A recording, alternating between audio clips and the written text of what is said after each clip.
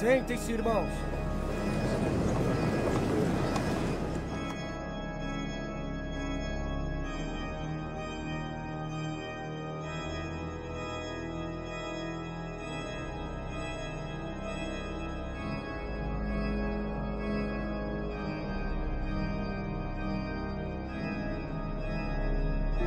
Venha até o altar.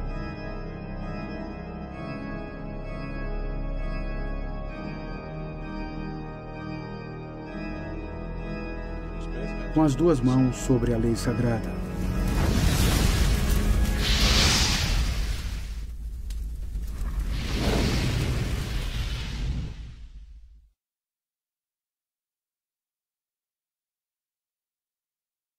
Prezados amigos, o casamento da maçonaria com as grandes denominações evangélicas brasileiras é um assunto que voltou com muita força quando um site evangélico publicou que a Convenção Batista Brasileira foi fundada pela maçonaria e que a Igreja Presbiteriana do Brasil também teve e tem até hoje forte ligação com a Irmandade Maçônica. Desde então tem saído várias reportagens, artigos e vídeos no YouTube mostrando que a maçonaria não está somente nas igrejas históricas, mas até entre pentecostais. E hoje em dia, até a Assembleia de Deus, que eu disse que há 40 anos atrás, 50 anos atrás, lutava contra isso, está cheia de maçons. Então, quero mostrar neste vídeo alguns fatos importantes, documentados, que talvez contribuam com a pesquisa dos interessados nesse tema. Até porque muita gente acredita até hoje que a igreja institucional está totalmente livre da maçonaria.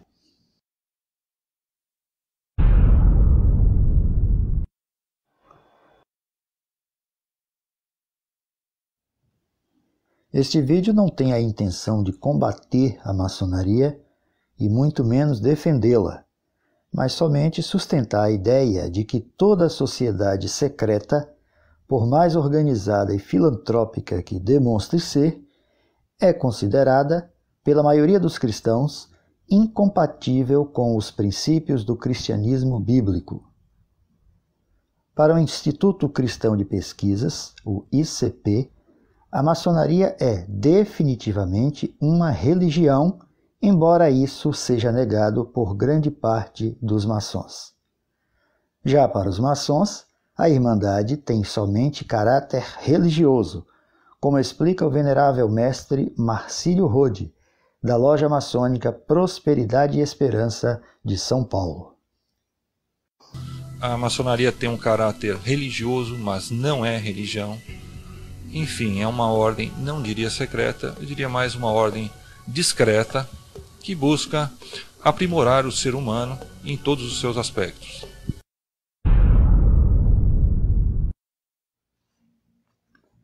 A maçonaria tradicional é uma fraternidade com ritos iniciáticos, fundada na Europa há alguns séculos, mas sem datação precisa. Maçons ingleses defendem que os seus primeiros registros documentais são datados de 1717 em Londres, onde existe, até hoje, a Grande Loja Unida da Inglaterra, uma espécie de quartel-general de um dos ramos da Irmandade, e tem vários rituais, segredos e princípios, além de uma vasta simbologia.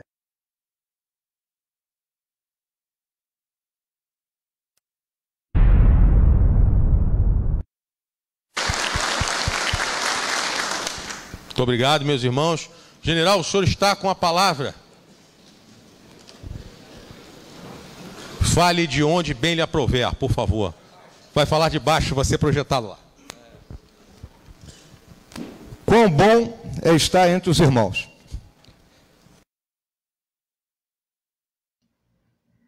E onde a maçonaria está? Meu amigo, não se engane. A maçonaria está em todo lugar. Nos esportes, na política, nos tribunais, nas artes e, claro, nas religiões. Se você é membro de uma igreja evangélica ligada a um sistema de sínodos e concílios superiores, saiba que todos os indícios apontam para, se não um controle, pelo menos um monitoramento ostensivo da fraternidade maçônica. Talvez você até tenha ouvido um pastor ou líder de uma igreja afirmar, com muita convicção, que o seu grupo evangélico está livre de membros maçons ou mesmo de sua influência. E provavelmente esse pastor não está escondendo nada. A questão é que nem todos os pastores sabem como funciona a maçonaria. Os seminários teológicos por onde passam os principais candidatos ao pastorado não se aprofundam no estudo de sociedades secretas, nem sua história e nem suas formas de atuação. Às vezes, essas escolas até abordam esse tema na área de apologética, que é a defesa da fé. Mas não é comum que um seminário de teologia gaste tempo com isso. Além disso, nem todos os seminaristas se interessam por matérias assim.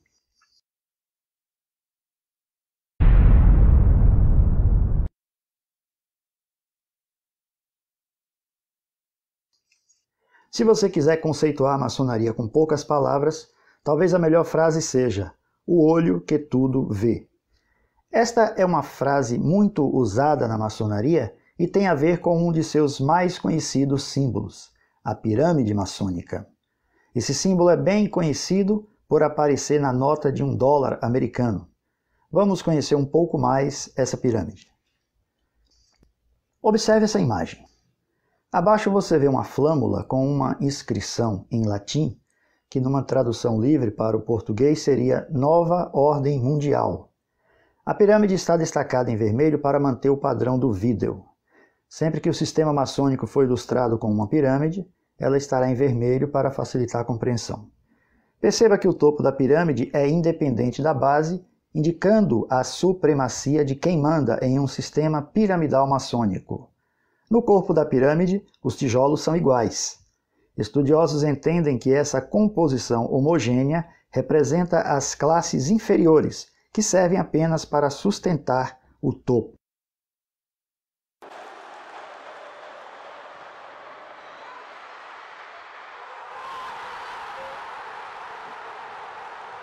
Apenas por uma questão didática, veja como funciona o sistema esportivo, mais especificamente no futebol. Quem torce para um time do futebol brasileiro dificilmente se dá conta que o seu clube não é tão forte e independente como imagina. Na verdade, cada clube é só uma peça no sistema do futebol. Todos eles estão submissos a uma federação estadual que comanda cada campeonato, cada disputa e, naturalmente, define as taxas que serão cobradas. Um sistema com moldes maçônicos bem montado, seja no âmbito esportivo, financeiro ou religioso, só funciona se houver submissão da massa controlada e um mecanismo contínuo de arrecadação. Ou seja, o topo da pirâmide toma as decisões e a base da pirâmide paga as cotas para o funcionamento. Veja uma explicação bem prática extraída do documentário da Netflix sobre a maçonaria. Este é o grande templo da maçonaria na Inglaterra. Ele é do mesmo tamanho do estádio Twickenham de rugby. O venerável mestre Jonathan Spence é maçom desde 1982. A maçonaria é uma organização secular que encoraja seus membros a se tornarem os melhores da sua comunidade usando o ritual. E a metáfora usada para isso é a construção. Quando você constrói alguma coisa, você melhora conforme passa pela vida.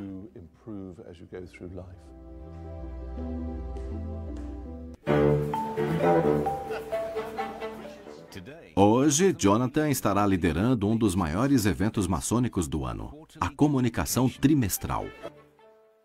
Apesar de ser pouco mais que uma gloriosa reunião de negócios, a comunicação trimestral terá a participação de 1.400 maçons de todo o país e até do mundo. Como vai? Estou representando o grão-mestre da Croácia. É um prazer. O prazer é todo meu. Obrigado. Bem-vindo a Londres. A comunicação trimestral é uma reunião formal de negócios e as decisões podem variar desde a definição das cotas para o ano seguinte até se é apropriado reconhecer uma grande loja de outro país. Quem está no topo do comando do futebol é a FIFA. As imagens da abertura da Copa FIFA de 2018 na Rússia revelam formas que lembram símbolos maçônicos. Pode até ser coincidência, mas, no mínimo, é muito estranho.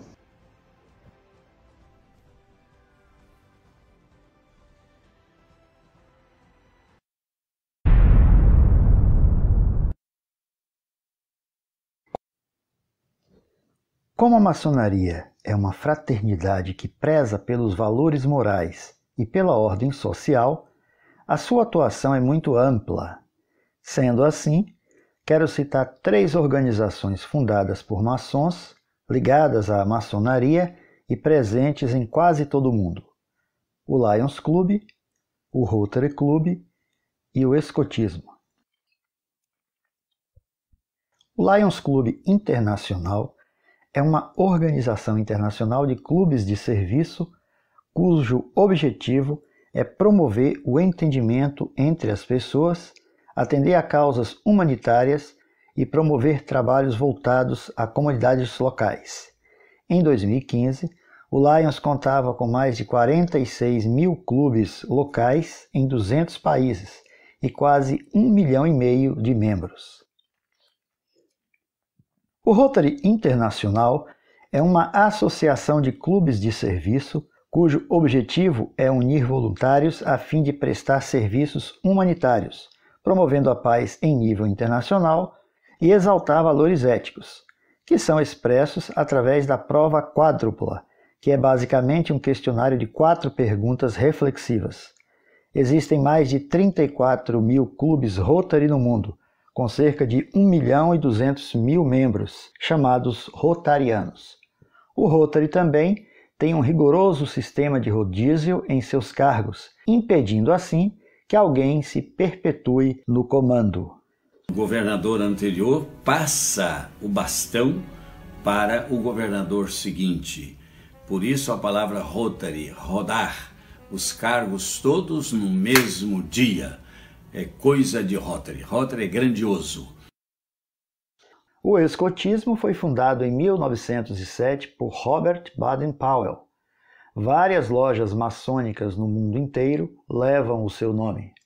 O escotismo é um movimento juvenil mundial, educacional, voluntariado, apartidário e sem fins lucrativos.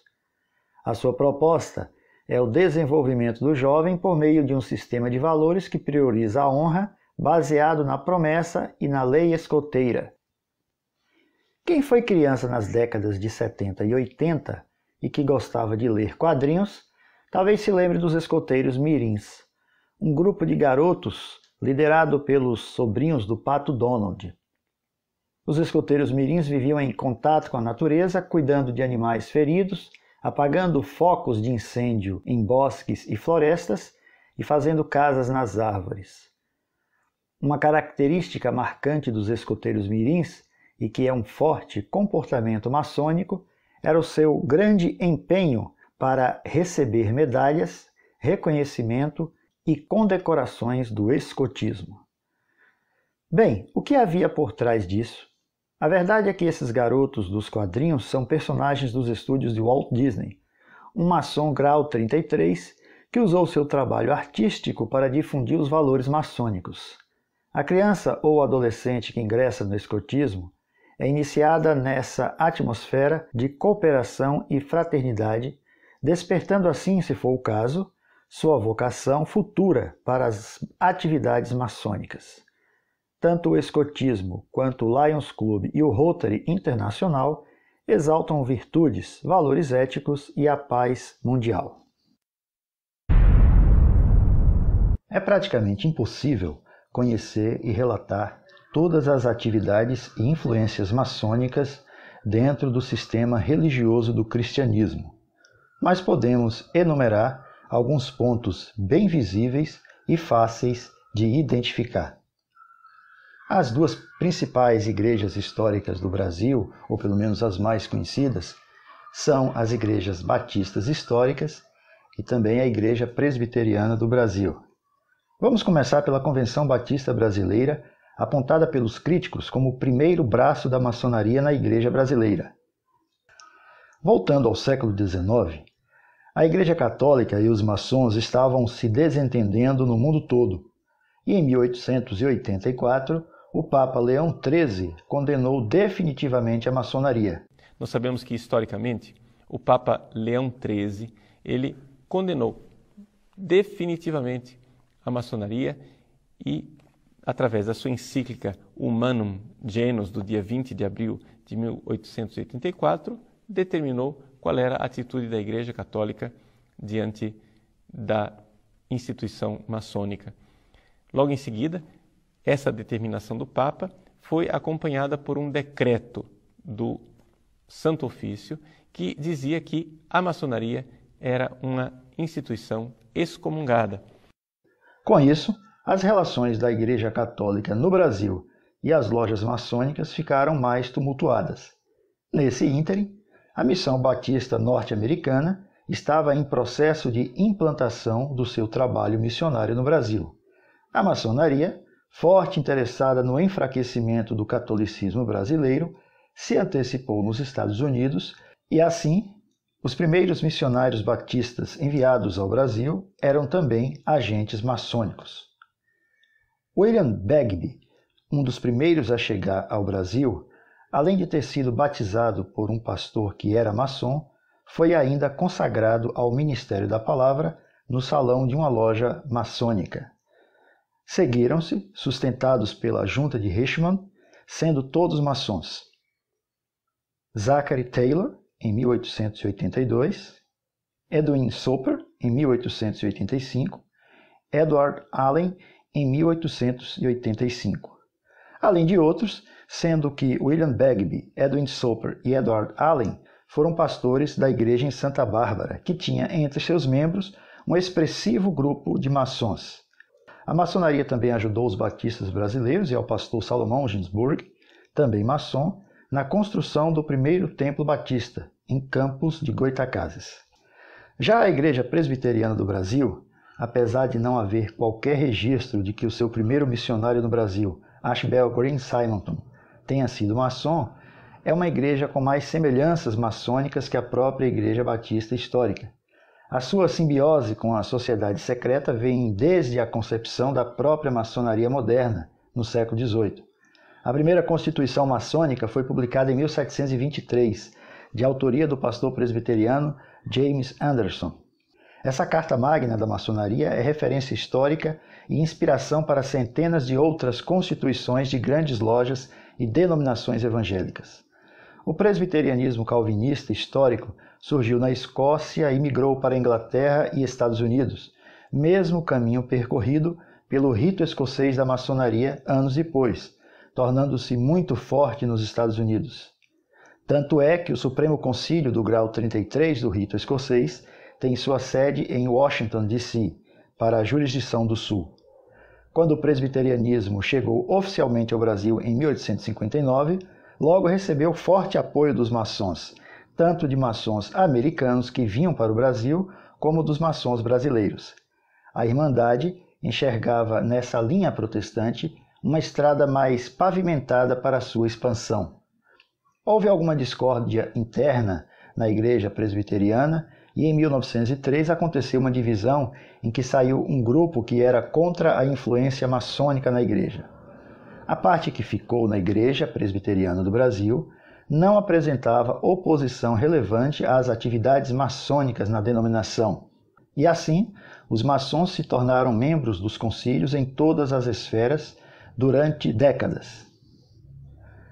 Em 1950 foi promulgada a Constituição da IPB, vigente até os dias de hoje, com características maçônicas. É uma maçonaria, então? Claro. A igreja está organizada em moldes maçônicos.